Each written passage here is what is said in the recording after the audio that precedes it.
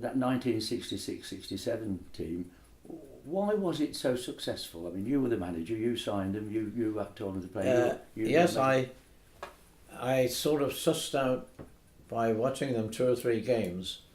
I knew the players that I wouldn't want in my team of mine, and I just thought I knew enough about the Midland football, not non-league, because if you sign non-league players, you'll stay in non-league. So I concentrated on getting players like Peter Aldous, so if you pick up players from your league above, you might end up in there if you treat them properly.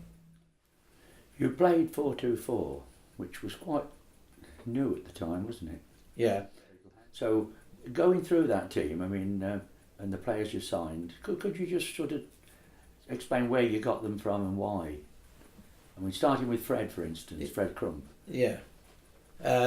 Fred Crump, I got on one of the, because I used to look at the league rules, and apparently one of the rules are that if you didn't pay a player summer wages, then you got no right to keep him for the following season. So by some reason I got to find out that Fred hadn't been offered summer wages, and so I phoned up Tunbridge Wells where he was playing, and he and the manager said yes. He said we'll transfer him. He said what about £1,000? So from then on it grew. You know, the better players you signed, it was easier to sign another good player. But Fred was already in the Southern League representative side, and I think it was Brian Clough who said to you, always look for a good goalkeeper. Oh yeah. He'll save you 18 goals a season. That's right. And if you look for players in the lower leagues, that's where you'll finish up. That's right. So you going through this team, you signed Fred, but then you signed sort of Colin Davis and Tony Richards and Tommy Crawley. Well, Tony Richards was living locally, and he had been at Birmingham when I was there, and he'd moved on to Walsall and become a prolific scorer. And I thought if he can score in the 3rd and 4th division, then he can score in the Southern League. So it was. You didn't keep many of the team, did you? There was probably Norman Ash, Billy Hales, Malcolm Allen. They were... I'm the same. Malcolm Allen was the first one. Yes. That I would keep. Yeah. And Billy Hales, of course, was assistant. He was full time at Nuneaton at that time, as he worked for the borough, Nuneaton Borough. So Norman was I just built the team from then, and I, as I mentioned before, the better your record, and the farther up the league you were, the easier it was to sign players. And I did devise a system, you know, you get paid as you play, and you get so much for being top of the league and so much for second, etc., etc.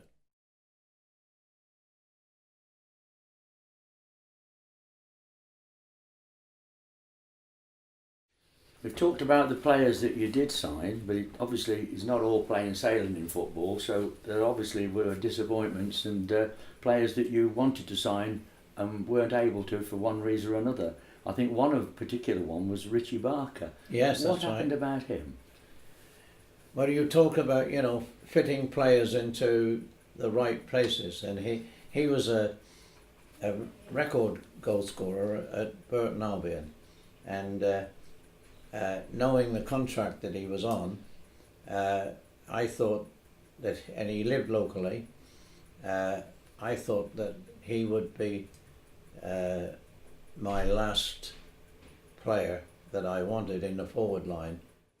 Anyhow, I negotiated with the Burton chairman, who was very, very acceptable, because was it £2,000 or £3,000 I offered? I think it was something like that, which was quite something for the Southern League.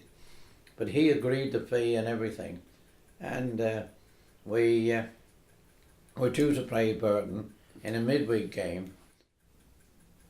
It was a rainy night, early in the season.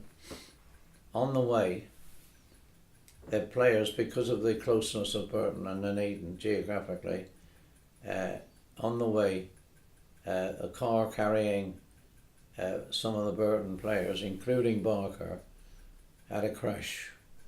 Yes, Barker managed to get to the ground, didn't he? And, Yes. And the other two He, players well, didn't. he was only a reserve, you see. He wasn't selected. So, anyhow, the thing was, I think we beat Burton 3-0. You'll probably be able to find out. I think we beat them. And afterwards, I go back into my office. I'm delighted with things. I'm thinking, well, I'm going to sign Barker now, da-de-da. And the Burton chairman came in. He said, oh, Dudley, son, I said, everything fixed, because they go in the boardroom first, and I thought he'd chat with our directors, and Mr. Bull in particular. And he said, oh, I said, I've been in there. He said, it's off. I said, what do you mean it's off? He said, your chairman says he's not going to pay it. I said, why? He said, because Richie Barker played tonight. I said, well, that doesn't make a thing, you know. I was livid. I went into the boardroom. I don't know how many glasses of whiskey I knocked over, probably several bottles. And I said, what's happened? And Mr. Bull said, what do you mean? I said, you stopped the transfer of Barker, I said, to Nuneaton. And he said, yes, Dudley, yes. He said, I'm afraid, he said, my word is my bond. He said, you told me that Burton wouldn't play him again. I said, well, it doesn't matter, a Southern League Cup game. I said, if we played right through to the final, I said, it would be only another 3 matches. Oh, no, my word is my bond, and that was it, and Dudley, you can't, you know, so...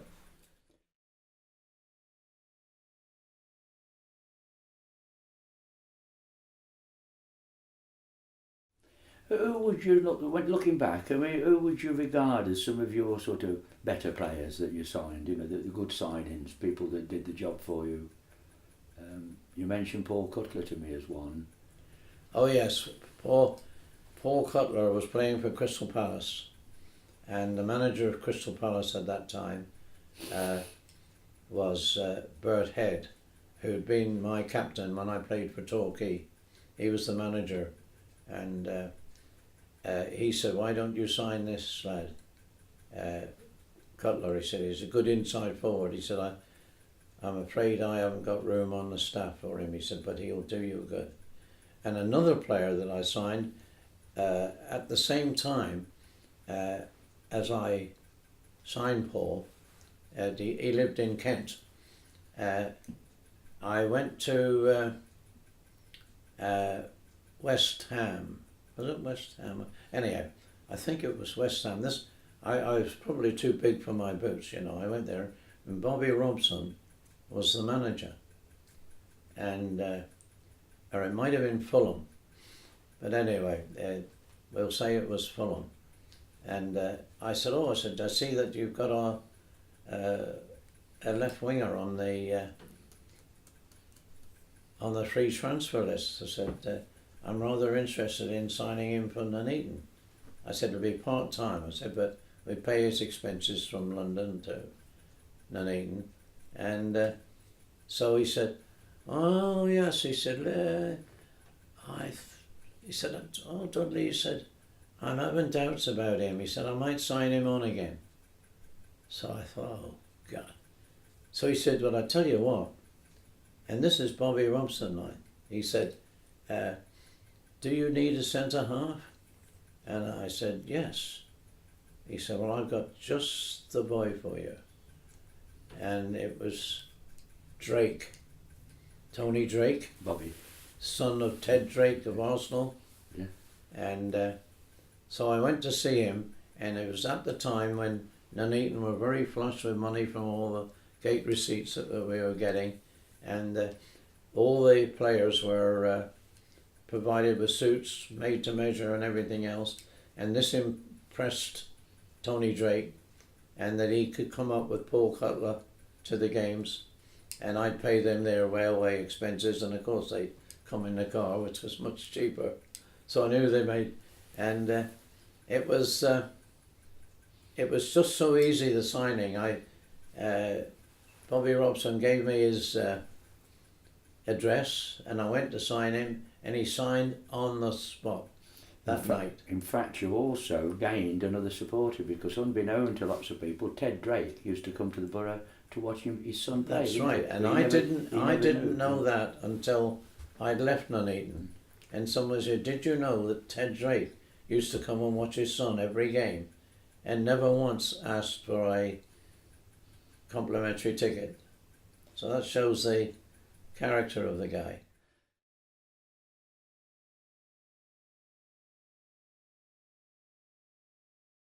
Now, you also you introduced, because you were club secretary and you represented the club at the meetings. You also introduced to the Midland Floodlit Cup the points for goals system.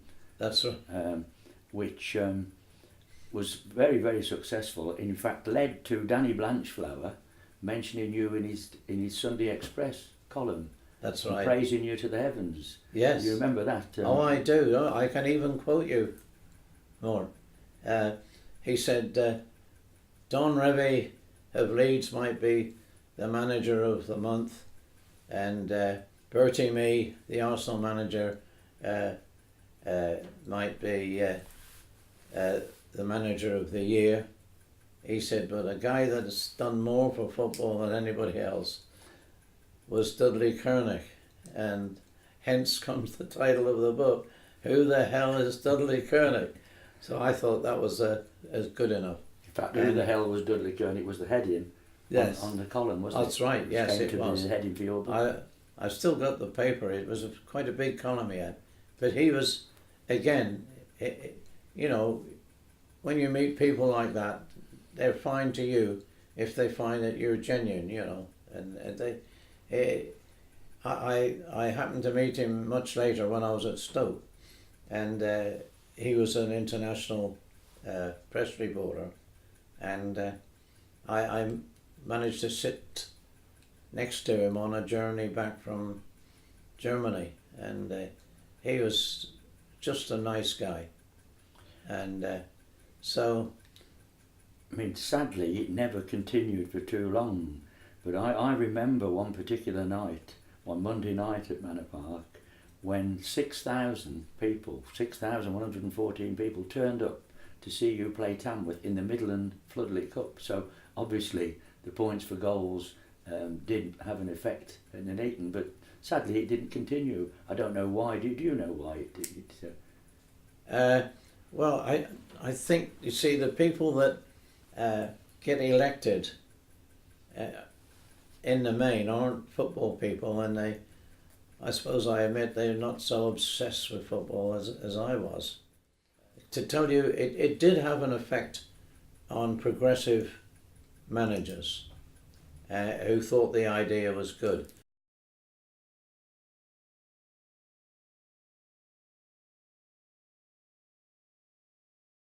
So we're playing Rugby Town in this Midland Floodlit League, and we're winning 2-0 at half time at the Borough, and my office was next door to the visiting away dressing room, and if I put my ear to the wall, I could hear what the manager was telling his players. And Reg Matthews, ex-Coventry goalkeeper who went to Chelsea, was manager of Rugby Town, and I go in to have a cup of tea in my office and think, well, 2-0's all right, you know, plus the points we're going to get for scoring and winning. And Reg is ranting at his players. He said, 2-0, he said, you should be ashamed of yourself and all. He went on and on and on. He said, score some goals, he said, we'll get some points. And I thought, wonderful, if I could have recorded that and took it to the meeting, these stupid directors would see what was intended for the thing, but no, I don't know how soon after I left they finished.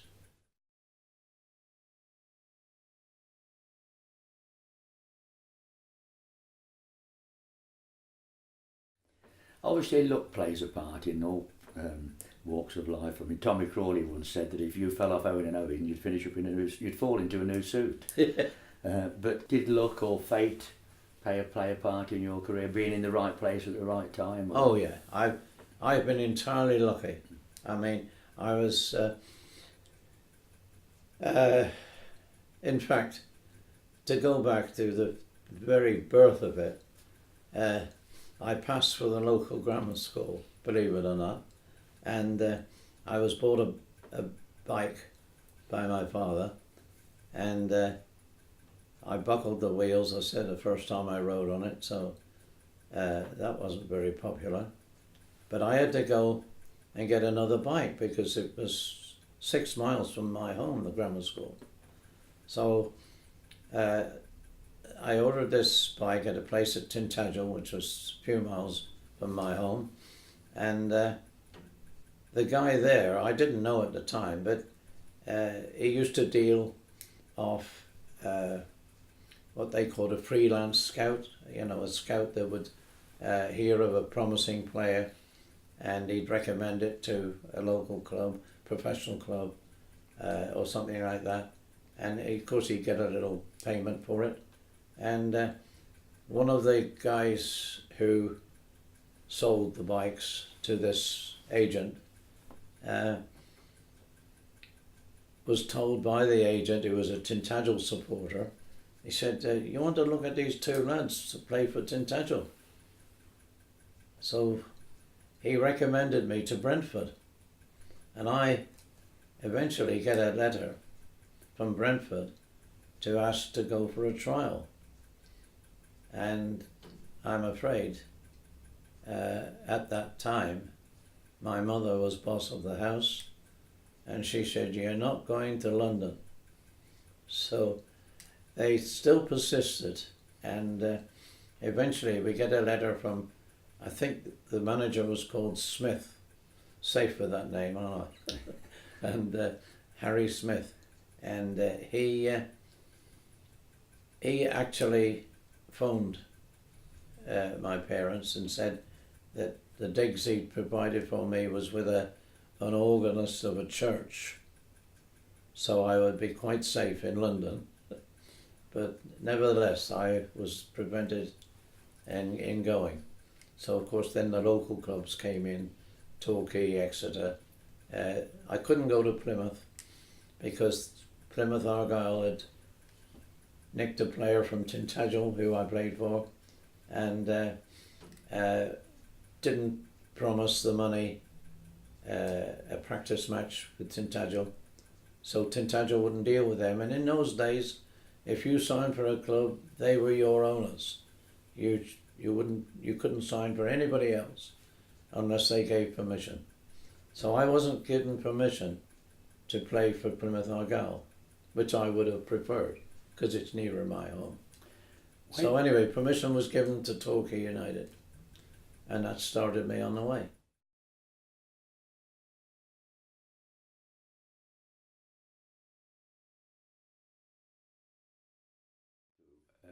Any football league clubs, were they interested? Anybody offer you a job, or you? I was offered several.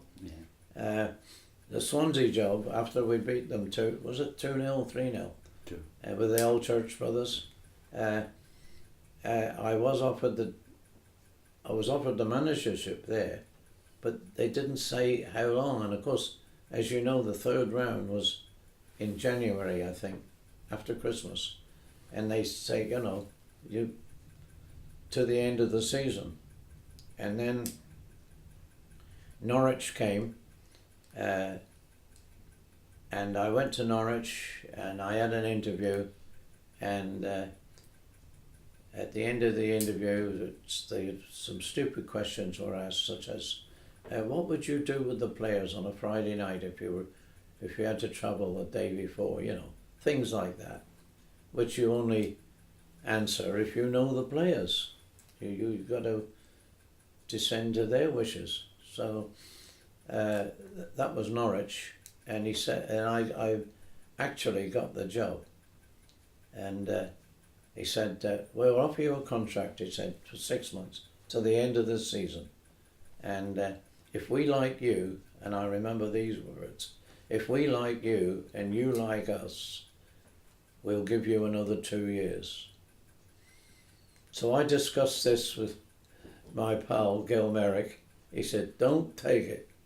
He said, get the 2 years, he said. So I didn't get that job.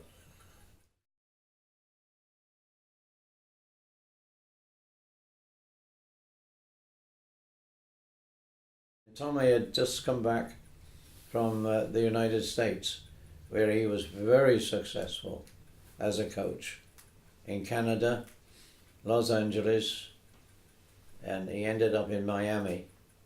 And there was a central club of coaches in the Midlands, and the chairman rang me up and said, we've got a coach here. He said, Tommy Hayes, and he said he's been out to America coaching, and do you think you could fix him up with a job? Well, Nuneaton, as we got more successful and bigger crowds, I got more players because we had a reserve team, and so I said, oh, I'll interview him. So he came, and he knew his football all right, and he said, during the interview, he said, well, I know you. He said, I played with you at Birmingham City. And as I had spent most of my time at Birmingham City in what they called the stiffs, with him. And I said, I can't remember you, Tom. And anyhow, cut a long story short, he sent me a programme with my name and his name as left half and right half. So I signed him on, and he was a great help. Physically, he could take the players on a rough night when I got office work to do, and he had a key business. He was only part-time, and but he was getting around about 40 or 50 pounds a week then, so that was quite good. It was quite useful because if we were playing Margate, for instance, on the Saturday, the borough paying Margate, he'd do all his key business in Margate, so the travelling didn't cost him. So I gave him a reasonable contract, but again, the chairman of the club at that time thought he was too expensive and didn't know what value he was.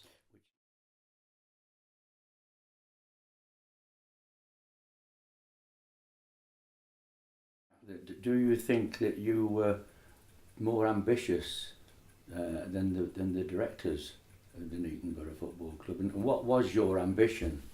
My ambition was to get Nuneaton into the Football League. And in those days, you had to be voted in. You couldn't, by getting to the top of the league, and we almost did it on the one season.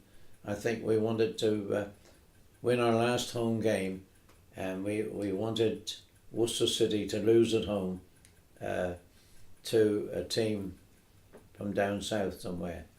And anyhow, Worcester City didn't lose. We won our game and finished second, runners up. I don't think that would have taken us into the league at that time, but we were on a roll.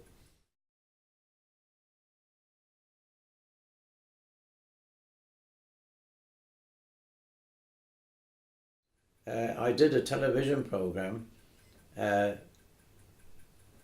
on the Midlands ITV with the sports commentator at the time, and he said, surely, he said, you didn't want to be squeezed between Leicester City and Coventry City in a competition for gates. And I said, no, I always find that if football is a success in a town, the next town the adjacent town would always do well as well, whether it was sort of we want to keep up with our neighbours or what. But I remember when Liverpool started to do well, there was a team called Skelmersdale, an amateur team, and they won the Amateur Cup. And they were right next door to Liverpool, and they got gates and players. So I think, you know, it's possible that Nuneaton could support a league team. The gates we were getting were far better than any other non-league club in England.